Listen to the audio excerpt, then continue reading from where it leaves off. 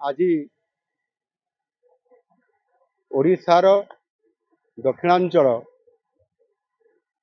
एवं विशेष करिकी अविभक्त कोरापुट जिला ये अविभक्त कोरापुट जिला अंचल रे स्वास्थ्य क्षेत्र रे आज निश्चित भाव में आम सरकार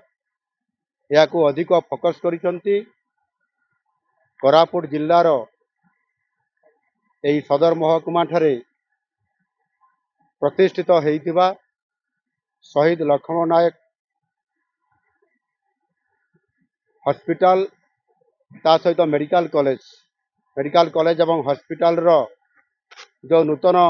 बिल्डिंग जोटा कि 650 शज्या विशिष्ट ताहार आज उद्घाटन करागला। से 280 कोटी टंका खर्च करा जाइछि।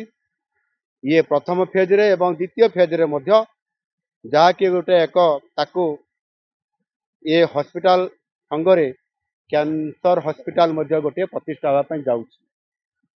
एवं अन्यान्य जो आनुषंगिक जो प्रतिष्ठान गुड़िक ये कॉलेज प्रीमिसेस भितर मध्य होगा जाउछि। प्राय 330 कोटी टंकार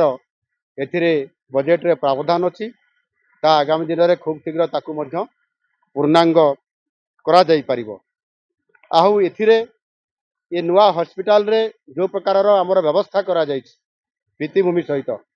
एथिरे नुआ जो आधुनिक चिकित्सा जो सिस्टम रे करा जिवो तार समस्त व्यवस्था करा जाइछि। सेतिरे ऑक्सीजन प्लांट मध्य करा जिवार व्यवस्था या भितरे अछि एवं एक कॉलेज एवं हॉस्पिटल को doctor paramedical staff nursing staff अन्यान्य जो कर्मचारी अछंती ताकू पूरा करा जिवो। सेतिपाई आमे प्रथम पर्याय रे डाक्तर एवं किछि पैरामेडिकल स्टाफ आमे देइछु। द्वितीय पर्याय रे भी मध्य आमे देइछु एवं तृतीय पर्याय रे जोटा आगामी 2 मास भितरे या जो डाक्तर मानकर पदवी खाली अछि डेंटिस्ट मानकर पदवी खाली अछि ताकू भी पूरण करा जिवो एवं ता सहित जो भित्तिभूमि क्षेत्र रे जो गुडी को अभाव अछि ताकू भी खूब शीघ्र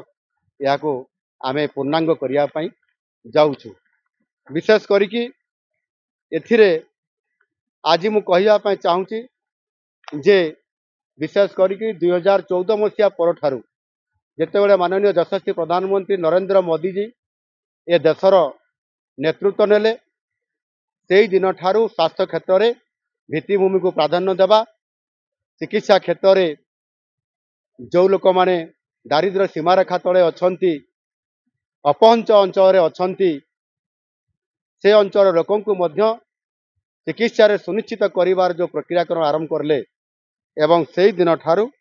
आज ओडिशा रे मेडिकल कॉलेज एवं हॉस्पिटल रे व्यवस्था को पर्याप्त आज करा जिबा पई आज तांकरी तत्वावधान रे यह चली। आज ओडिशा रे 12टी सरकारी मेडिकल कॉलेज अछि एवं यह सहित मध्य आहुरी 4टी नुआ मेडिकल कॉलेज एवं हॉस्पिटल करिया पई 4टी जिल्ला रे चलित वर्ष बजेट रे एथिरे घोषणा करा जायछि एवं तार आर्थिक व्यवस्था मध्य करा जाउछि। एगुडी को हला जो नुआ 4टी हॉस्पिटल कॉलेज एवं हॉस्पिटल हेबो ढेंकानाल जगतसिंहपुर भद्रक एवं यही अविभक्त कोरापुट जिलार नुआ जिला होइतबा अपन नवरंगपुर जिला। एणु निश्चित भाव में एथिरे आगामी दिन में संपूर्ण भाव में केंद्र सरकार जो योजना अच्छी आयुष्मान भारत योजना आयुष्मान भारत प्रधानमंत्री जन आरोग्य योजना सहित गोपबंधु जन आरोग्य योजना जोटा कि राज्य सरकार मिलित ये कोलाबोरेशन रे होउची एवं ताहा सहित मध्य 70 वर्षर ऊर्ध्व वयस्क लोक मानकर पई आयुष्मान वयोबंधन योजना एथिरे संलग्न करा जायछि जो थिरे कि 70 वर्षर जो बुढ़ा बुढ़ी लोक माने अछंती समानकु मध्य स्वतंत्र भाव में एक कार्ड दिया जाय तांकु मध्य 5 लाख टंकार चिकित्सा मागणार सुविधा देवार ये व्यवस्था आज डबल इंजन सरकार द्वारा यह जहाँकि किछि वर्ष पूर्व बंद होइतिला गत सरकार ताकू करू नथिले अनेक रोगी से वंचित होइछंती आउ ताहा आज पूरण हवा पई जाउछि। यह माध्यम रे आम राज्य रे प्राय 3 कोटी 46 लक्ष अर्थात 80% लोक उपकृत हवा पाई जाउछंती एवं समानक भितरु मध्य एबे जेबेठारु ये योजना हमर लागू करागला 3,91,000 हिताधिकारी ସେମାନେ ଉପକୃତ ହେଇଛନ୍ତି।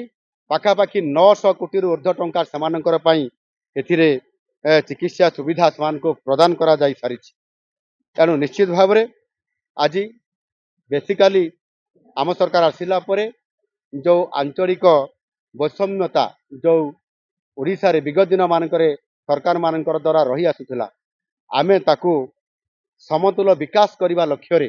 ଆଜି ଆମ ସରକାର ଲୋକଙ୍କର ସରକାର ଆଜି आगे आसिछंती आउ सेथिपाई आमे जाकि उत्तर ओडिशा कहिबा किंबा दक्षिण ओडिशा कहिबा दक्षिण Odisha SODC south Odisha development council उत्तर Odisha north Odisha development council ताकू गठन करा जाउची सेथिपाई टास्क फोर्स हेई सारिची उत्तर Odisha development council task force रो रिपोर्ट आसी सारिची दक्षिण Odisha development council task force एथिरे वर्तमान ताकू तर्जमा करूछंती फील्ड रे अछंती ता रिपोर्ट आसिला परे यहाकू स्वतंत्र भाव में घोषणा करा जिवो एवं परवर्ती पर्याय कार्यकारी खूब शीघ्र करा जिवो सेथिपाई ए अंचल वरिष्ठ नेता आम सरकार वरिष्ठ मंत्री नित्यानंद गंडा नेतृत्व में अध्यक्षतार एथिरे फील्ड रे वर्तमान तार इनक्वारी एवं वेरिफिकेशन काम चालू रही एवं स्वास्थ्य क्षेत्र में शिक्षा क्षेत्र में आपंकर सड़क सेतु एवं शिल्प यह सहित मध्य आपंकर विशेष करके कोरापुट अंचल एक पर्यटन क्षेत्र होता कारण प्राकृतिक सौंदर्य और रत्नगर्भा ये अंचल